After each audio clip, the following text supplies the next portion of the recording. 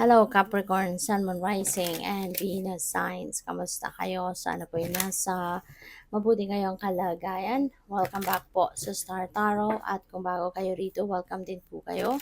Please subscribe, like, share my videos, and leave me a comment kung nakaresonate kayo. So, first card ni Capricorn, we have signs from heaven. Sabi dito, thank you heaven for sending me reminders of your presence. Okay? So, maaari, no, na ang iba siguro sa inyo, Capricorn, baka humihingi kayo ng specific sign from the divine universe and maaring humihingi kayo ng, ng kunyari, ganito, baka meron kayong, kung hinihingi ninyo, pakitaan kayo or padalhan kayo ng white feathers. 'Di ba? Bilang sagot, if yung sagot sa iyo is a yes, no? Kung ano man ang hinihingi ninyong ano 'to, confirmation o kung anumang bagay na 'to. So, maaaring may mga ganong ganap ang iba sa inyo. So, pay attention kayo, no, doon sa kung ano yung ine-expect ninyo, kung ano yung hinihingi ninyong specific sign. Kasi baka mapadalhan na kayo sa ngayon. Yun yung sagot sa inyo. Or for others of you, maaaring meron lang mga random things na pupuwedeng dadating sa inyo at maaring kung yan ay sign para sa iyo, if that is a message para sa inyo, if that something brings a message para sa inyo, mapapansin ninyo yan na parang kukulitin kayo ng bagay na yan. Hangga't hindi ninyo napapansin, talagang kukulitin kayo, magpapakita at magpapakita yan sa'yo. No? Kung ano man yung ano na yan, yung a specific sign na yan, no?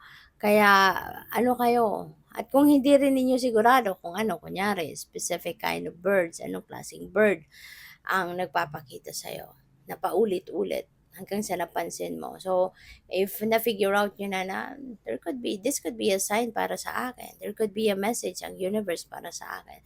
So, i-google ninyo yan. I-search ninyo ano yung symbolism, no, ng bird na yan. Anong kulay o anong pangalan ng bird na yan.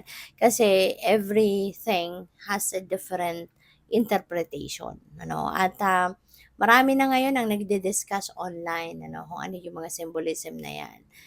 Symbolism ng mga bawat bagay na yan. Kaya tignan ninyo yan para makuha ninyo yung mensahe. So we have don't hate, meditate. Okay? Kasi nga kung magagalit ka, kung hate ang mamamayani, wala. Diba? It's not going to help you in any way. Hindi makakabuti ng inyong sitwasyon. Kasi negative energy yun eh. So, mas magandang i-transmute ninyo yung hate na yan, yung galit na yan, into something na mas positibo. Kaya para na ma-divert na yung inyong energy, yung inyong attention at mas positive energy ang dumating sa buhay mo, try to meditate. Okay? Mag-try kang mag-meditate. Kasi yung meditation, aside from it bring answers, aside from it brings clarity, um, nakakatulong ito na makakuha ka ng sagot, no? At the same time, nadi-declutter yung isip mo. 'Di ba? Yung parang nare-release mo yung parang nawawala, no, yung mga mind chatter mo, nawawala yung mga bagay na gumugulo sa isip mo. After meditation, ang luwag ng pakiramdam. Kaya kung hindi pa ninyo yan nasusubukan, then give it a try. So we have manifesting miracles. Sabi dito ni Archangel Orion, you will be manifesting miracles. And yung prayer na pwede ninyong i-recite kung gusto ninyo, thank you Orion for manifesting your miracles in my world. So, yun, magpasalamat kayo, di ba? Uh, kay Archangel Orion. So, yun, maaari, no, na meron tutulungan kayo ni Archangel Orion ngayon na mag-manifest ng miracles sa buhay mo. Yung mga miracles na to could be answered prayers. Pwedeng ito na yung mga dasal ninyo, no? Dadating na, ibibigay na sa'yo, ibibless na kayo. Or maaari din na ito yung mga bagay na matagal nyo nang pinagdadasal, 'di ba? Now, maybe it's not specific kung nagdadasal kayo, maaring hindi yun specific kung anong hinihingi ninyo. Pero in general, no? In general, sometimes nagdadasal tayo in general, kung ano yung kaloob mo, Panginoon, mga ganyan, 'di ba, minsan. Yun po ang ibigay mo sa akin, kung anong makakapagpasaya sa akin, makakabuti sa akin, yung mga gano'n. So, you never know kung ano yung puwedeng dumating, but this is definitely something na surprise para sa'yo, 'no? It will be a surprise. So, tingnan natin kung ano pa ang ganap. And by the way, maraming salamat for subscribing. And if you haven't subscribed yet, subscribe na kayo. And also, maraming salamat din for not skipping the ads. At malaking bagay po yan sa akin. And also, please click the join button sa baba ng video kung gusto po ninyo na mag-join kayo sa membership. So, we have spiritual growth. Ayan. So, maaari, no, na ang iba sa inyo dito may be undergoing spiritual awakening. Baka meron dito mga spiritual awakening na nangyayari or mangyayari for some of you.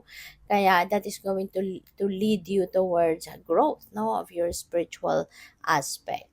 So, we have divine timing. Wow. So, Capricorn, maaari na ma-realize mo sa ngayon na wow, this is it, no?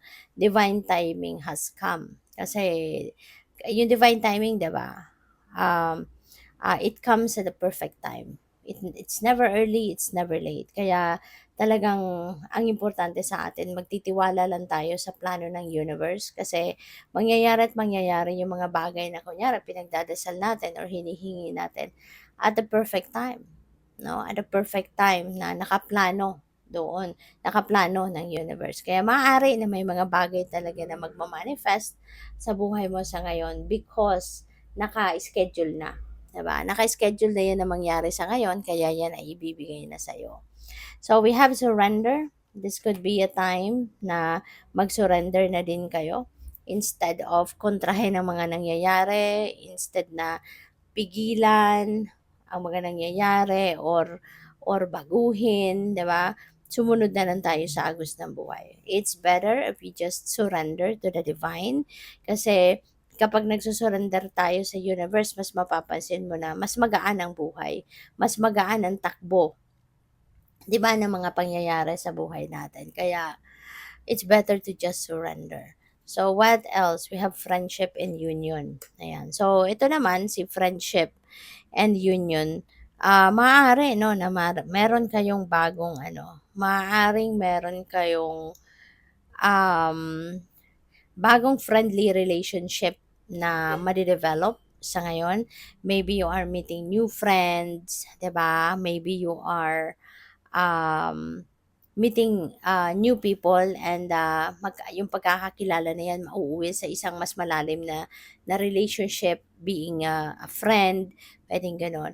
Or baka meron kayong dating mga kaibigan ninyo siguro nung mga bata pa kayo. Tapos syempre, as we grow older, parang nagkakaroon tayo ng disconnect, naging busy na tayo sa mga kanya-kanyang buhay, and maaari, no, na merong magbabalik. So, feeling ko dito meron uli kayong makakasama, tawag dito, baka magka-cross muli ang mga landas ninyo and you are going to reconnect once again, no? So, good luck. Thank you for watching. Love and light. Namaste.